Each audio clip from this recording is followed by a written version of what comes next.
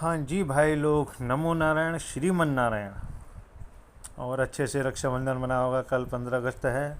आप सभी को 15 अगस्त की हार्दिक शुभकामनाएं और भारत माता की जय। जिस तरह हमारा भारतीय तिरंगा सदा लहराते रहता है, ऊंचाइयों को छूता है, उसी तरीके से आज हमारा देश भी काफ़ी हद तक ऊंचाइयों में जा रहा है। अच्छा लगता है जब हमारे देश की तरक्की होती है, उन्नति होती है और लोग तारीफ करते हैं। तो दोस्तों, आज का टॉपिक यह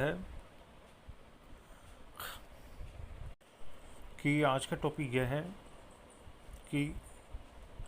कि हम भगवान की पूजा करते हैं, पाठ करते हैं, व्रत लेते हैं, कीर्तन करते हैं, भंडारा करते हैं, सेवा करते हैं, भक्ति करते हैं, धूप दीप ये सब उनको अर्पित करते हैं, है ना। मगर साथ ही हम उनसे एक चीज़ और मांगते हैं कि सुख संपत्ति घर आवे, कष्ट मिटे तन का, ओम जय जगदीश हरे। हम वो चीज़ मांगते हैं ईश्वर से, परम शक्ति से, जिसको पूरी दुनिया, पूरा संसार मांगती है।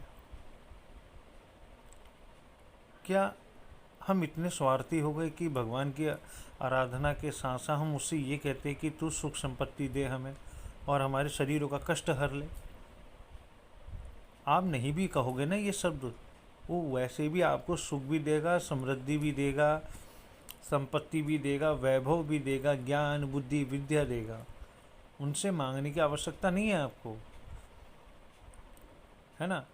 पहले के ज़माने में जब आप महात्मा गांधी हुआ करते थे, उस समय भी तो भगवान थे ना, उस समय भी पूजा पाठ हुआ करती थी।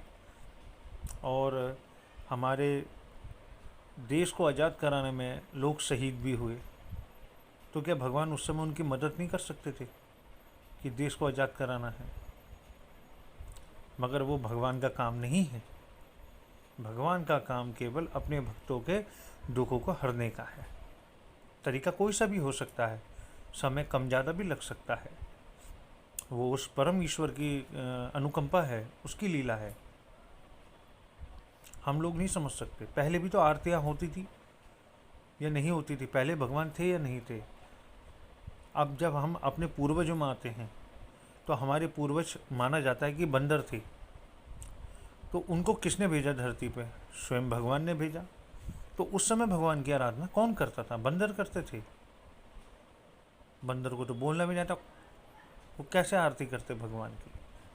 मगर ये परम ईश्वर की अनुकंपा है, उनकी लीला है ना। अगर सुख संपत्ति मांगने से, अगर वाकई में भगवान अगर तुमको सुख संपत्ति दे देते, तो पहले ज़माने में भी, आज के ज़माने में भी तंत्र विद्याएं होती थी, तो लोग चाहते तो भगवान के मंत्रों के द्वारा देश को आज़ाद करा सकते थे, उन्नति कर सकते थे। मगर उन्होंने कदापि ऐसा नहीं करा। उन्होंने केवल कर्म को सबसे ऊपर रखा, उसके नीचे भगवान को रखा। मेरा जहाँ तक विचार है, ये जो हम आरतियाँ मंदिरों में गाते हैं, अपने घरों में गाते हैं, ये बहुत गलत आरतियाँ हैं। इनका उच्चारण भगवान के लिए, देव शक्तियों के लिए नहीं होना चाहिए। देव शक्तियाँ तो ऐसी होती है कि जिनके लिए हमें समर्पित होना पड़ता है, सरेंडर होना पड़ता है टोटल, क्योंकि वो परम ईश्वर है, परम शक्ति है। ईश्वर के ऊपर भी एक ईश्वर है, उस जिसको हम परम ईश्वर कहते हैं। तो भगवान से मांगे नहीं, और ना भगवान को कुछ देने की आवश्यकता है। भगवान कहते हैं कर्म कर, जो हम करते तो हैं, मगर साथ ही 10 लोगों को दिखाने का काम भी करते हैं। और जब हम ये काम करते हैं ना, तो भगवान हमसे सदा के लिए अपना मुंह मोड़ लेते हैं। ठीक है दोस्तों, नमो नारायण, जय माता की, भारत माता की जय।